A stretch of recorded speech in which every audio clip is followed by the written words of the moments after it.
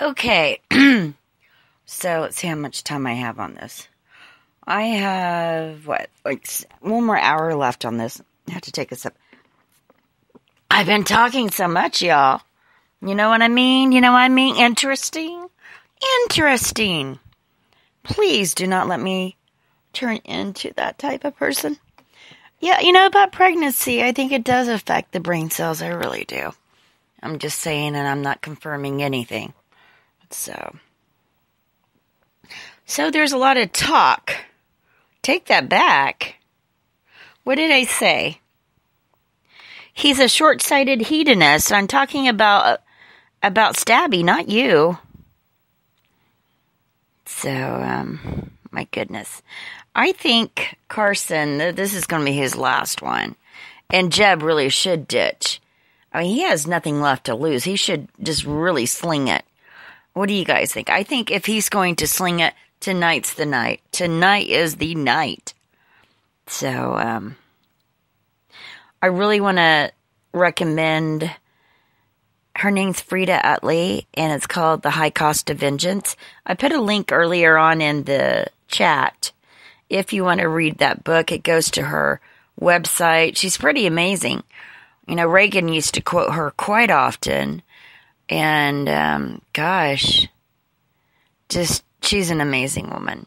She helped get rid of the communists out of Hollywood. I'm not too proud of that, but you know what? It is what it is. She was a hardcore communist and then saw the true light of communism and became anti-communism. What is this? Never mind. Okay. Let's see. Wow. And I like Stabby. And I appreciate Apocalypse. Rose and Todd are my family. So Rose by default because she's married to Todd. So she's kind of like my sister-in-law. She kind of has to put up with me. Let's see here. I have a high pain threshold, so when I have severe pain, it's really bad. I really want to tell you guys something, but I can't, because it will make me look really, really bad. Worse than my snoring last night, which I thought was pretty funny. I'm just grateful I didn't talk in my sleep. I'm hoping I didn't talk in my sleep. It may be back on. It's back on. Ladies and gentlemen, back to the debate. Please comment and talk about what you want. Ooh, so loud. The greatest threat to our national security is our debt. We borrow $1 million a minute, and whose fault is it? Well, frankly, it's both parties' fault. You have those on the right who clamor and say, we must spend anything on the military, and those on the left who say the same for domestic welfare. But what most Americans don't realize is there's an unholy alliance. They come together, there's a secret handshake. We spend more money on everything. And we are not a stronger nation if we go further into debt. We are not projecting power from bankruptcy court. To me, there is no greater threat than our debt. I'm the only fiscal conservative on the stage because I'm willing to hold the line on all spending. I hope you'll consider me in the election. Thank you very much. Governor Kasich. No Republican has ever been elected President of the United States without winning Ohio. Let me give you a little tip on how you win Ohio. It's reform, it's hope, it's growth, it's opportunity, and it's security. The people of Ohio are the people of America. The people of America are reflected in Ohio. Our message has to be big and bold and positive and connect, not just with people's heads, but also connect with their hearts. If we do it, we will beat Hillary Clinton, and we will run the White House, and we will strengthen and fix America. I promise you. Governor Christie. On September 10th, 2001, I was named Chief Federal Prosecutor in New Jersey. And on September 11th, 2001, my wife and my brother, who are in the audience tonight, went through the World Trade Center into their offices just blocks away from the Trade Center. I lost touch with them for 6 hours that day and praying that they were alive. Luckily, they were sent home. but many of our friends and others in our neighborhood lost their lives that day. Terrorism, radical jihadist terrorism, is not theoretical to me. It's real. And for 7 years, I spent my life protecting our country against another one of those attacks. You won't have to worry when I'm President of the United States whether that can be done, because I've already done it. I want the chance to do it again to protect you, your children, and your families. If you give me the chance and give me your vote, I will protect America from the wars that are being brought to our doorstep. Ms. Fiorina. I too remember September 11th. I remember immediately putting into place security procedures all throughout our company that did business in 170 countries where we thought corporate interests would be attacked next. To take our country back, to keep our nation safe, we have to begin by beating Hillary Clinton. We need to unify our party. We need to be better than our government, which 75% of the American people now think is corrupt and incompetent. They're right. We need to be better than our politics. 80% think we have a professional political class of both parties that cares more about its power, position, and privilege than actually on getting anything done. We need to unify our party. We need a real conservative in the White House. And we need to beat Hillary Clinton to take our country back and keep our nation safe. I can. I am. And together, if you join me, we will take our country back. Governor Bush.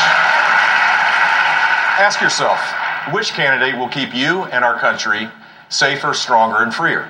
Hillary Clinton has aligned herself with Barack Obama on ISIS, Iran, and the economy. It's an alliance doomed to fail. My proven record suggests that, and my detailed plans will fortify our national and economic security. And my proven record as governor will give you a sense that I don't make false promises. I deliver real results. For America to be safe and sound, I ask for your support. Thank you all very much. Senator Rubio. Thank you. As we near the end of this year, we enter one of the most important elections in a generation. For what's at stake in this election is not simply what party is going to be in charge, but our very identity as a people and as a nation. For over 200 years, this has been a special country, a unique place where anyone from anywhere can achieve anything. But now millions of Americans feel like they're being left behind, insecure in their future and unsafe in the face of terrorism. This election is about electing a president that will restore our economic vibrancy so that the American dream can expand to reach more people and change more lives than ever before, and rebuild our military and our intelligence programs so that we can remain the strongest nation on earth. Tonight, I ask you for your vote. If you do this, we will rebuild this country, and together we will usher in a new American century, the greatest era in the history of this great land. Senator Cruz.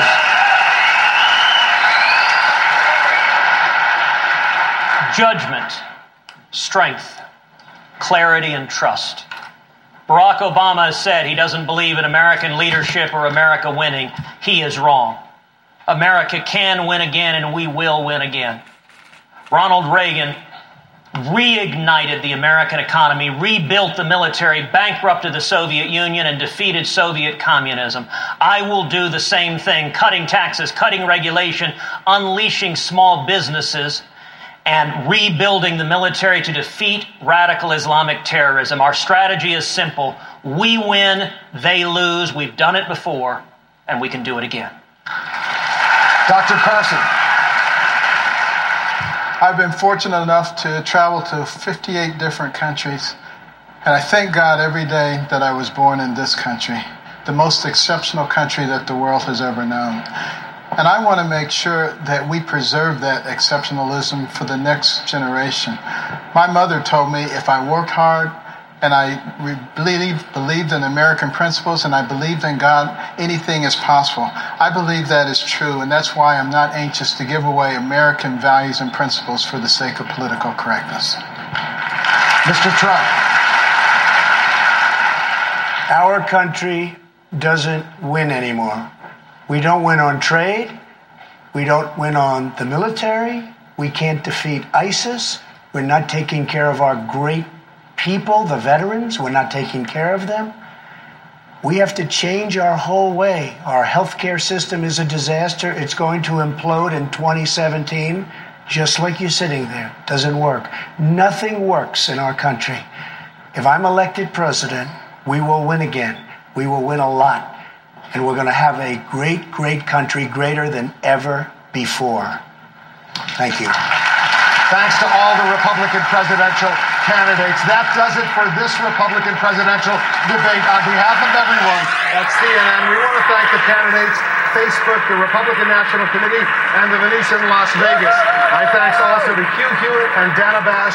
We especially want to wish everyone a very Merry Christmas, Happy Holidays, especially to our soldiers, sailors, airmen, and Marine protecting our nation around the world.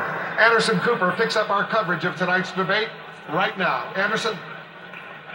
Well, we'll listen to Anderson for a minute.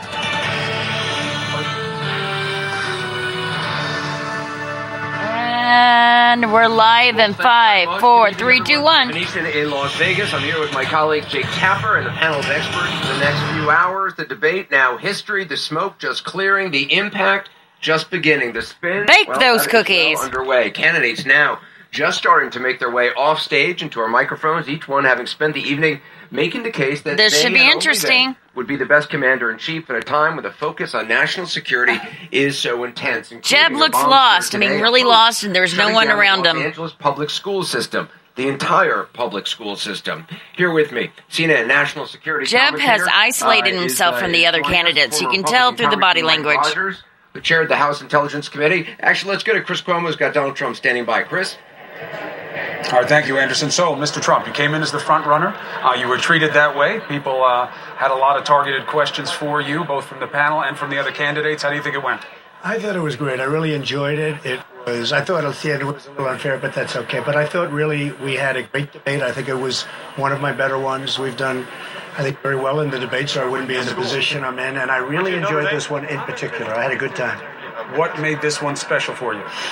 Well, I think I'm getting a little more used to it. You know, I've never debated before. I've been producing jobs all my life. I've been building buildings and doing lots of other things and creating businesses. And now I'm all of a sudden in the world of debating. And I really enjoy doing it. I really have had a great time and look forward to the next one. But I thought this was a very elegant group of people.